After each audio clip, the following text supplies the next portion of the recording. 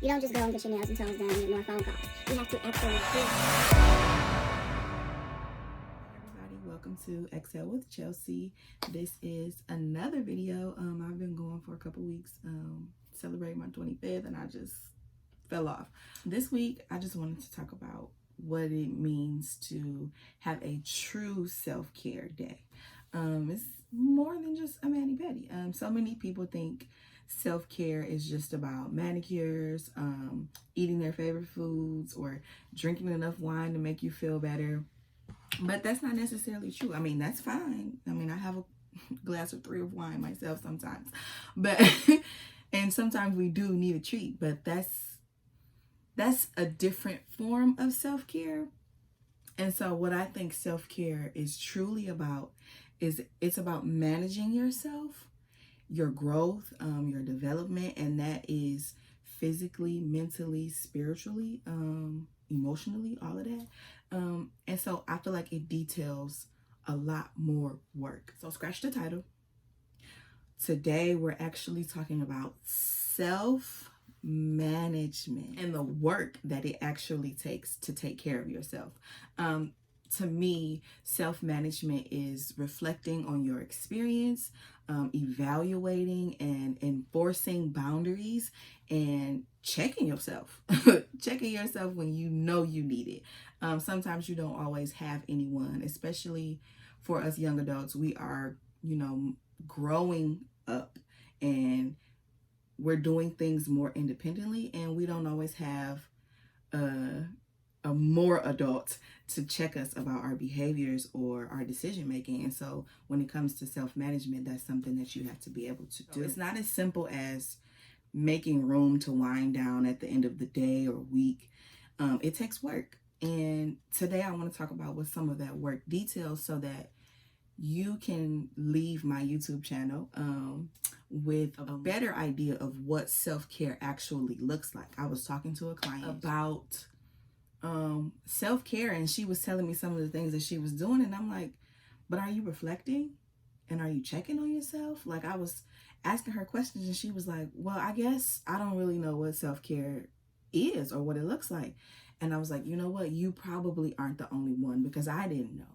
So here's the video. First thing I think is important when you're dealing with self-management, I want to put that word out there a lot so that we can know the difference between a self-care day and taking time to manage yourself. So the first thing is boundaries. And that to me is, when you think of the phrase out of bounds, and that's something that's out of your territory.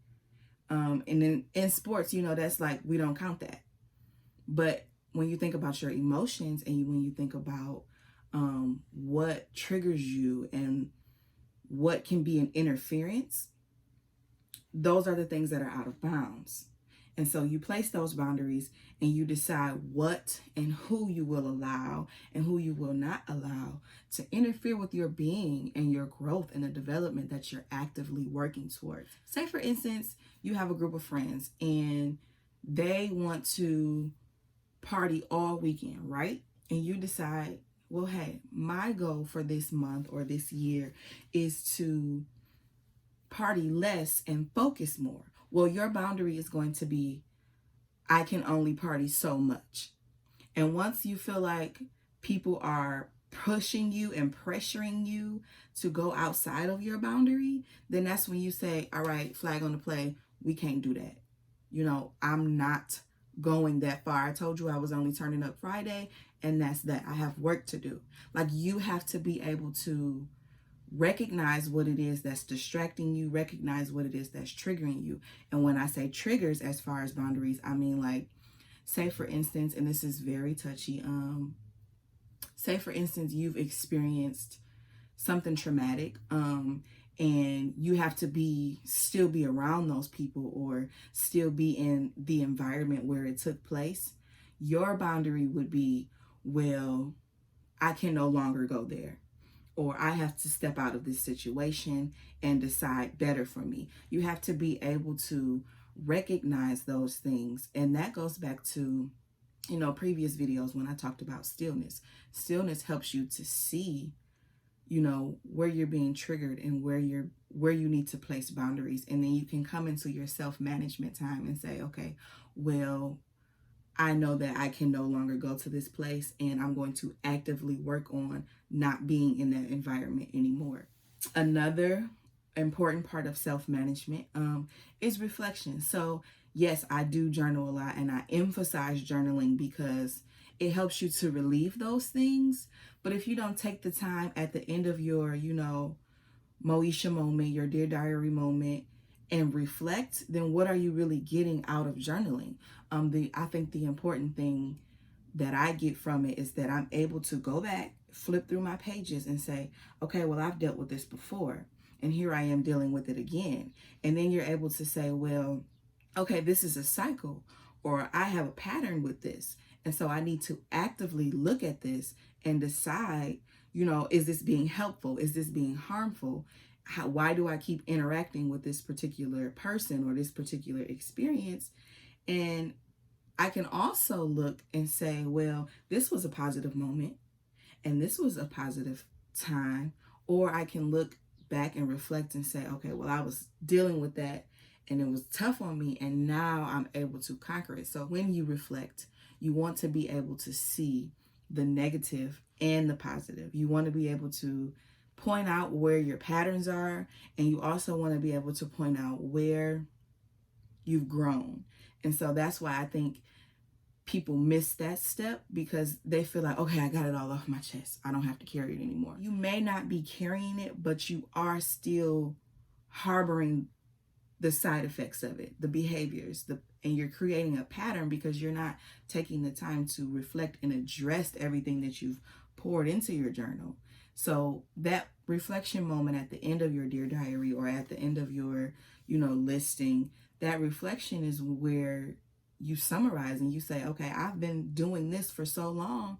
Where do I go next? And how do I grow to another point? And then the last thing that I think is very important is the self-checking, addressing your own behaviors, your own actions. So if you've placed these boundaries and you've done the reflection, you still haven't done the work, or you've fallen off on doing the work to actively change and grow, then that's when you do the self-check.